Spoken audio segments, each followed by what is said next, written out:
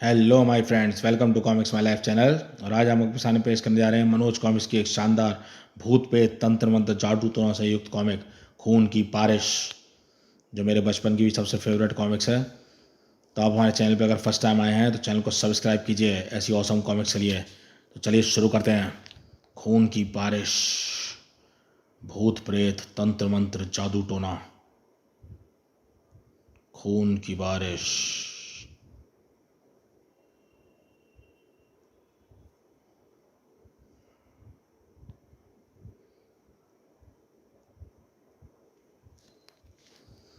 खून की बारिश।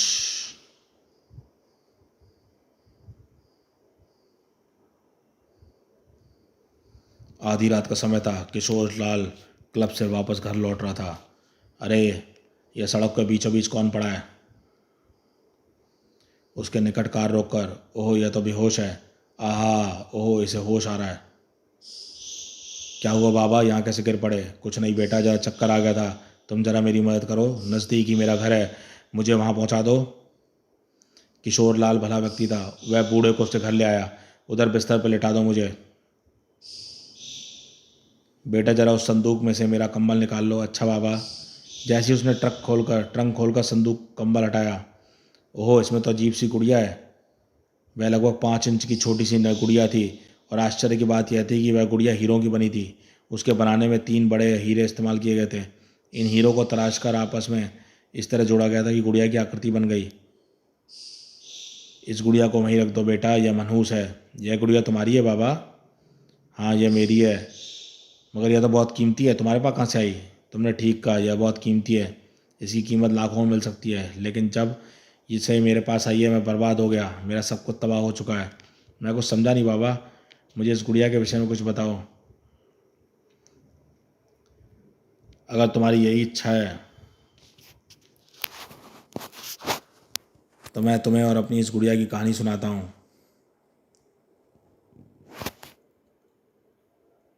तुम्हारी ये इच्छा है तो मैं तुम्हें और इस गुड़िया की कहानी सुनाता हूँ। मेरा नाम उत्तम सिंह है। 20 वर्ष पहले मैं एक संपन्न परिवार का सदस्य था। हम 3 भाई थे, जिसमें मैं सबसे छोटा था। गांव में हमारी खेती बाड़ी थी, लेकिन मैं पढ़ने के लिए शहर चला गया था। मुझे घूमने फिरने का बहुत शौक था। तो एक बार मैंने अपने दोस्तों के साथ मिलकर तिब्बत की सैर का प्रोग्राम बनाया। हम तिब्बत के दुर्गम रहस्यमय पहाड़ों में जा पहुँचे। कुछ मजदूर और एक गाइड जिसका नाम शिकाई था हमारे साथ थे। शिकाई के नेतृत्व में हम पहाड़ की सैर पर जा रहे थे।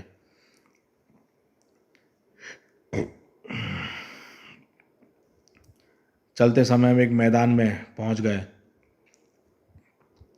शिकाई, क्या यह उन दोनों रास्ते ऊपर जाने के लिए हैं? हाँ साहब, लेकिन यह पगडंडी वाला छोटा रास्ता कोई इस्तेमाल नहीं करता।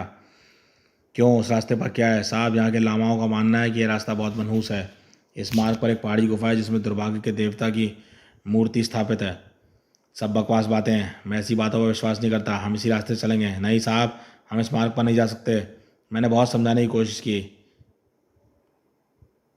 मगर शिकाई और दूसरे मजदूर उस रास्ते पर चलने के लिए राजी न हुए। लेकिन मैं ज़िद्दी स्वभाव का था। मैंने उसी मार्ग पर जाने का निर्णय कर लिया और उसी रात मैंने पड़ाव डाला मैदान में। और रात को मैंने अपने दोनों मित्रों के साथ चलने की बात की। हम तीनों पैदल चलकर देखते हैं ऊपर क्या है। नहीं भाई, मैं तो नहीं जाऊँगा, मुझे भी नहीं जाना। ठीक है, मैं अकेला जा रहा हूँ, सुबह तक लौटाऊँगा। मत जाओ उत्तम, रुक जाओ। मगर मैंने उनकी बात नहीं सुनी और उस मार्ग पर चल पड़ा। और काफ़ी चढ़ने के बाद जब एक मोड़ पर घूम, ओहो यह क्या है? बड़ी अजीब गुफा है। अंदर रोशनी भी है, शायद इसके भीतर कोई रहता है। तभी हवा के एक तेज झोंका आया और मेरे कानों में एक स्वयं टकराया। वापस चले जाओ, यह जगह तुम्हारे लिए नहीं है, साएं। लेकिन मैंने उसे अपना वहम समझा और उस गुफा में प्रविष्ट हो गया। यह मशाल अवश्य मेरे यहाँ कोई इंसान रहता है। गुफा में एक गोल कमरे जैसी जगह पर जाकर समाप्त हो गई। ओह मूर्ति! लेकिन वहाँ पर कोई नहीं था। मूर्ति के निकट देखने पर उसकी ओर बढ़ा। शिकाई शायद इसी मूर्ति को दुर्भाग्य का देवता कह रहा था। ओहो, इसकी छाती में क्या चमक रहा है? हे भगवान, यह तो हीरो की गुड़िया है और इस तरह की चमक रही है। इतने बड़े हीरो तो लाखों के होंगे। मूर्ति की छाती से गुड़िया निकालने के लिए मैंने हाथ बढ़ाया था कि फुस! ओहो फुस! सांप देखकर मैंने पिस्तौल निकाली और धाएं! सांप को मारकर मैंने मूर्ति की छाती से गुड़िया बाहर निकाल ली। और गुड़िया मेरे हाथ में आती। सुरंग में इतनी तेज़ गड़गड़ाहट की आवाज़ गूंजी जैसे बहुत से पत्थर आपस में टकराए हों। गड़ गड़ गड़ गड़ गड़ गड़ गड़। ओह, यह क्या हुआ? तभी अचानक वहाँ जल रही मशालें अपने आप बुझ गईं। भक! उफ! मैं घबराकर बाहर की ओर भागा और मैं जहाँ जहाँ से गुजरता चला गया मेरे पीछे मशालें अपने आप जलती चली आ रही थीं। और फिर मैं सुरक्षित गुफा से बाहर निकल आया। बहुत कीमती चीज़ हाथ लगी है।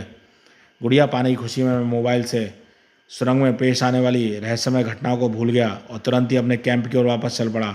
मैं इस गुड़िया के बारे में किसी को नहीं बताऊंगा। इसे मैंने हासिल किया है, इसलिए इस पर सिर्फ मेरा हक है। तभी रुक जाओ। ओह, लाओ वह गुड़िया मुझे दे दो। तुम उसे यहाँ से नहीं ले जा सकते। कौन हो तुम? सवाल मत पूछो। यह गुड़िया मुझे दे दो। इसी में तुम्हारी भलाई है।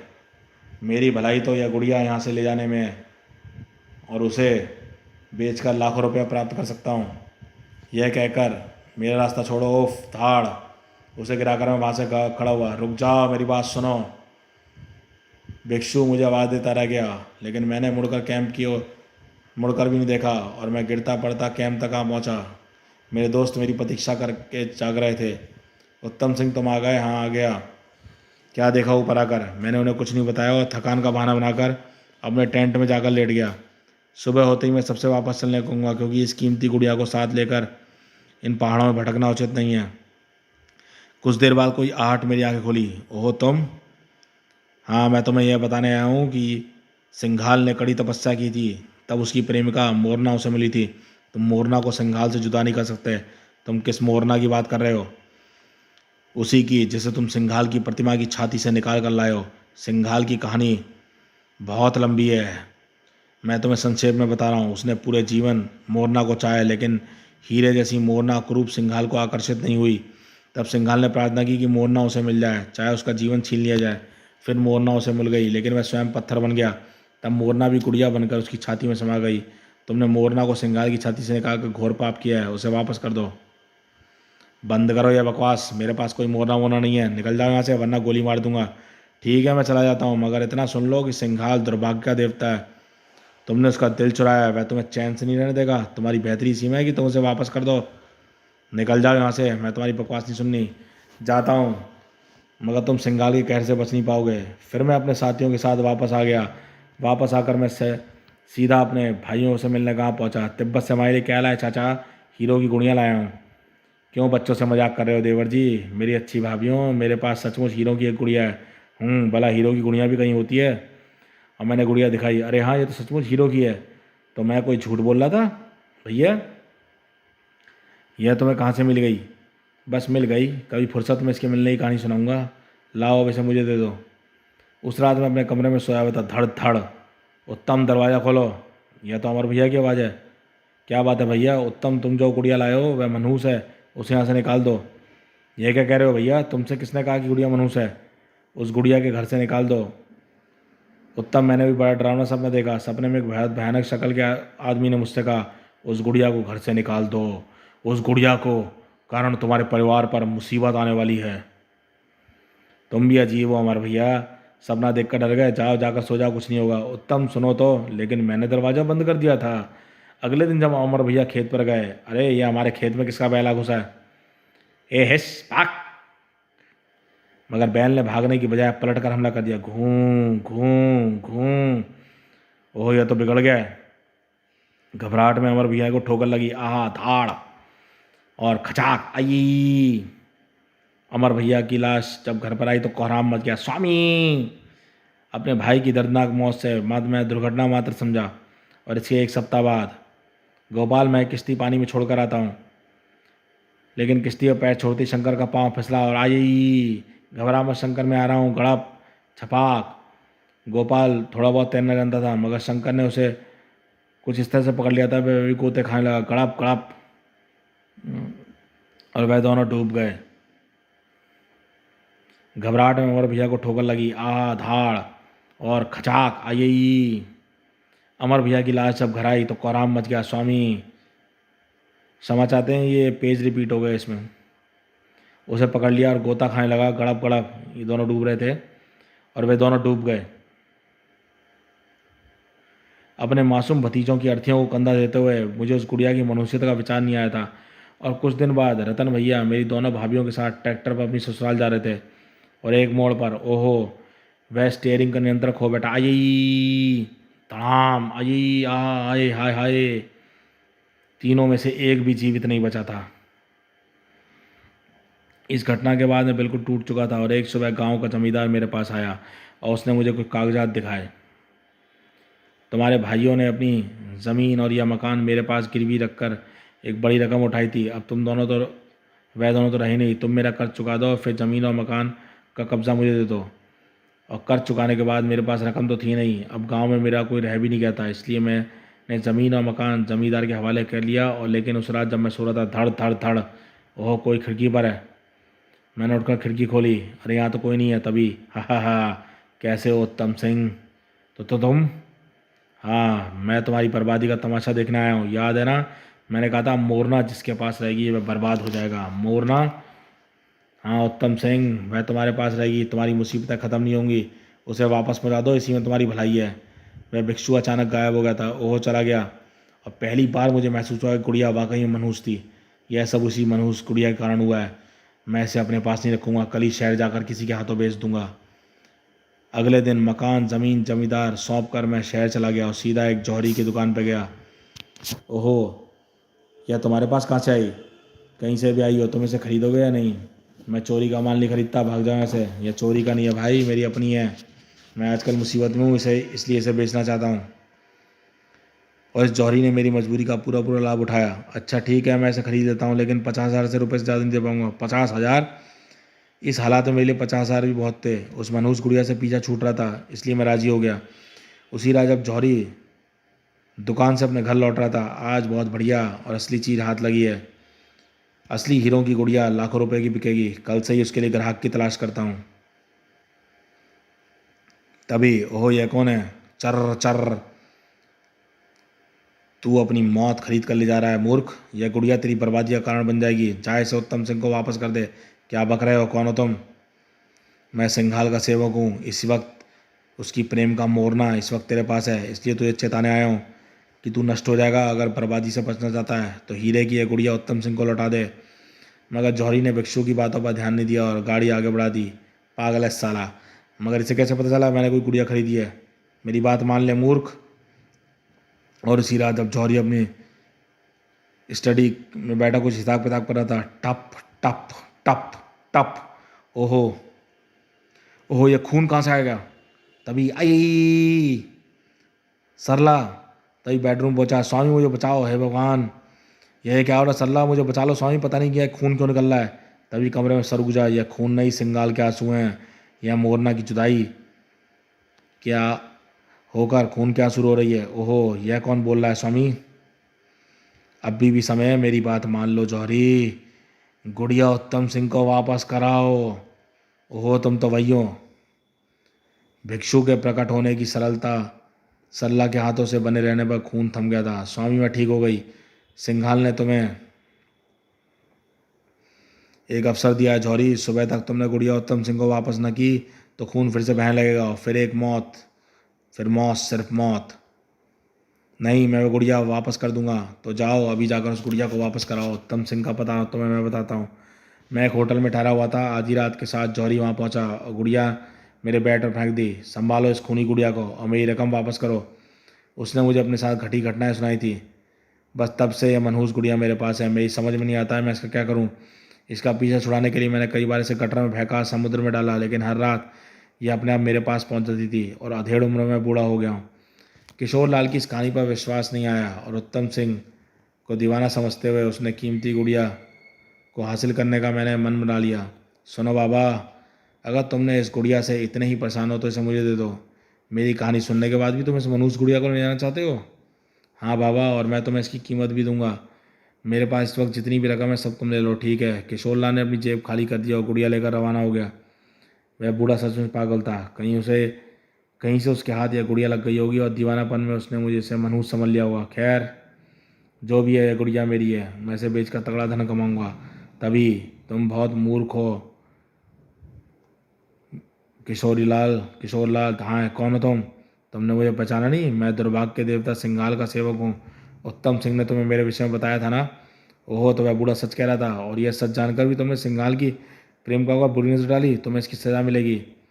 फिर भिक्षु ने अपने हाथ आगे बढ़ाया। जैसे ही किशोर लाल का गला पकड़ना चाहता था, नहीं, झूम धाड़ धड़ाम, राजकुमार नामक एक व्यक्ति अपनी कार से वहां गुजर रहा था। ओह, एक्सीडेंट हुआ है। कार के निकट पहुंचा। डक, यह तो खत्म हो गया। ओह, यह क्या चीज़ है? हे भगवान, यह तो हीरे की, आहा, हीरो की गुड़िया। अगले ही पल उसके मन में लालच ने सिर उभारा और गुड़िया उसने जेब में रखकर वह अपनी कार की ओर चल दिया। यहाँ से जल्दी निकल चलता हूँ। भीतर बैठने के लिए जैसे ही उसने दरवाजा खोला, फुस, ई, राजकुमार घबराकर पीछे हटा। कोबरा उसी कार से बाहर निकला। फुस, राजकुमार घबराकर भाग गया। यह कहाँ से आ गया? तभी धाड़, ओहो, तो बचाओ, सांप सांप। तू चोरी करके भाग रहा था, इसलिए सांप तेरा पीछा कर रहा है। तूने जो चीज़ चाहिए, क्या तुझे अपने प्राणों से अधिक आवश्यकता है उसकी? क्या कह रहे हो तुम? क्या चुराया मैंने? इसे बता दो नागराज। फुस, अगली पल कोबरा उछला। ई, अब बोल, तूने चोरी की है या नहीं? हाँ, मुझे सांप से बचाओ, मैं गुड़िया वापस कर दूंगा। इसे छोड़ दो नागराज। ओहो, फिर सांप न जाने कहाँ गायब हो गया। अब मेरी बात ध्यान सुनो। यहाँ से निकट उत्तम सिंह नाम का एक व्यक्ति रहता है। मैं तुझे उसका पूरा पता देता हूँ। तेरे पास जो गुड़िया है वह भी जाकर उसे दे दे। ठीक ठीक है। राजकुमार उस समय उत्तम सिंह के घर पहुंचा। यह गुड़िया संभालो। ओह, यह तुम्हारे पास कहाँ से आई? यह गुड़िया जिस व्यक्ति के पास थी वह कार एक्सीडेंट में मर गया। गुड़िया मुझे मिली, पर मुझे तुरंत ही मेरे साथ कुछ रहस्यमय घटना घटी और फिर एक बौद्ध भिक्षु ने प्रकट होकर मुझसे आदेश दिया कि मैं गुड़िया तुम्हारे पास पहुंचा दूं। गुड़िया उत्तम सिंह के हवाले कर राजकुमार वहां से चला गया और उत्तम सिंह भीतर आकर चारपाई बैठकर रोने लगा। मेरी मुसीबत फिर से वापस लौट आई। शायद ये जीते जी मेरा पीछा ही छोड़ेगी। अब तो इससे छुटकारा पाने का सिर्फ एक ही रास्ता रह गया है। गुड़िया उसने तकिए के नीचे रख दी और एक रस्सी उठा लाया। मौत ही मुझे इस मनहूस गुड़िया से मुक्ति दिला सकती है। अगली सुबह, ओहो,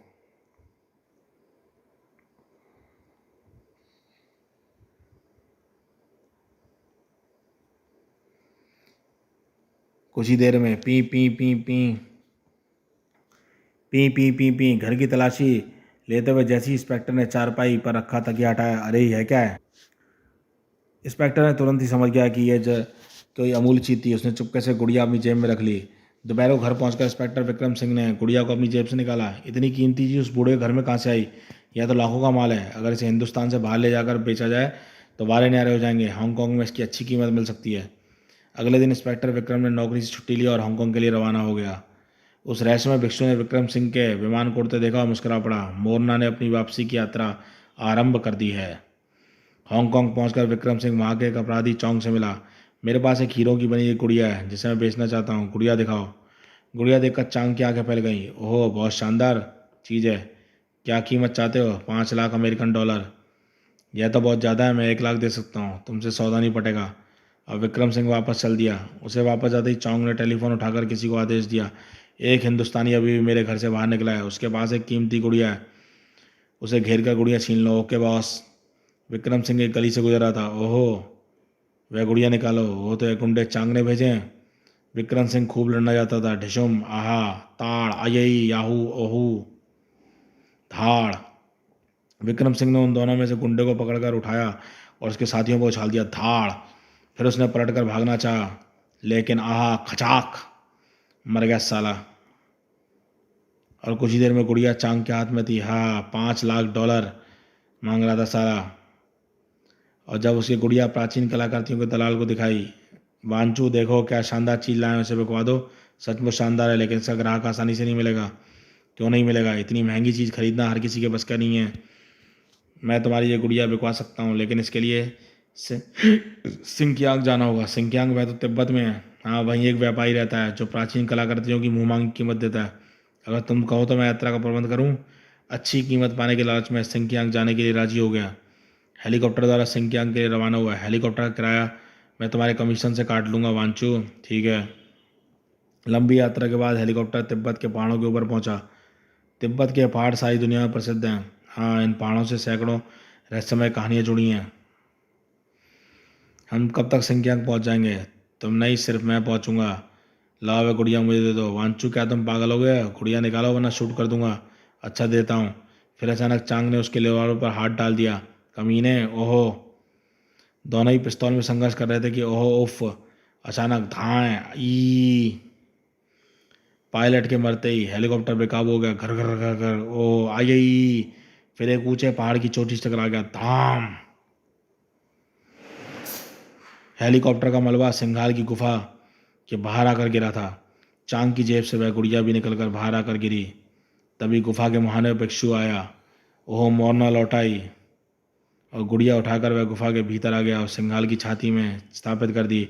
मोरना वापस आ गई। सिंघाल, तेरा प्रेम अमर है। मोरना को तुमसे कोई अलग नहीं कर सकता। समाप्त। तो दोस्तों, ये शानदार कॉमिक्स यहीं पे समाप्त होती है। मौत खून की बारिश। ये कॉमिक्स आपको कैसी लगी हमें बताइएगा। चैनल पर फर्स्ट टाइम आया, चैनल को सब्सक्राइब कीजिए ऐसी औसम कॉमिक्स के लिए। मनोज कॉमिक्स, तूफान, अपराधियों का काल, मानवता का रक्षक, बेगुनाहों का मसीहा, बिच्छू डंक। तेरी नस नस में खून नहीं, जहर दौड़ता है तूफान, आज यही जहर मैं तेरी रगों में भर दूंगा। तूफान का तूफानी कॉमिक्स, बिच्छू डंक। अनोखी इच्छा शक्ति से स्वामी जटायु का पहला प्रलंकारी कॉमिक्स, जटायु। इंद्र इस धरती से पापियों का नाश कर देगा। इंद्र का हैरत अंगेज कॉमिक्स, इंद्र का जलजला। नए सेट की कॉमिक्स, शैतानों का कबीला, महाबली शेरा, खूनी चमगादड़, त्रिकाल देव, अंकल चार्ली और रहस्यमय चेहरा, ब्लैक हाउस, भूत में तंत्रमंत्र, मौत की किरणें, सागरीय, मौत का धमाका, भूत पे तंत्रमंत्र, जंगल का प्रेत, भूत पे तंत्रमंत्र, मॉम का दूल्हा, नक और नकचड़ी बंजारन। आगामी सेट के कॉमिक्स, जादूगर कोबरा, राम रहीम, चार सिर शैतान के, भूत पे तंत्रमंत्र, हवलदार बहादुर और कनकटा डकैत, आधा चेहरा, भूत पे तंत्रमंत्र, अतीत की मौत, खौफनाक रहस्य रोमांचक, नागरानी का प्रतिशोध, जादुई विचित्र लोक कथाएं, एक सुपर बॉय, एक बांस और एक बाउंसर, दोनों है कानून के दुश्मन, दोनों दौलत के लुटेरे, दोनों है अद्भुत शक्तियों के मालिक। लेकिन यह भी था क्रुक बॉन्ड, उत्कृष्ट दिमाग और बला की फुर्ती का स्वामी, भड़ाक, आहा, हंसी, धमाल और मनोरंजन, थ्रिल, एक्शन, सभी कुछ एक कॉमिक्स में। क्रुक बॉन्ड और सुपर बॉय। दोस्तों, देखते रहिए कॉमिक्स माई लाइफ चैनल।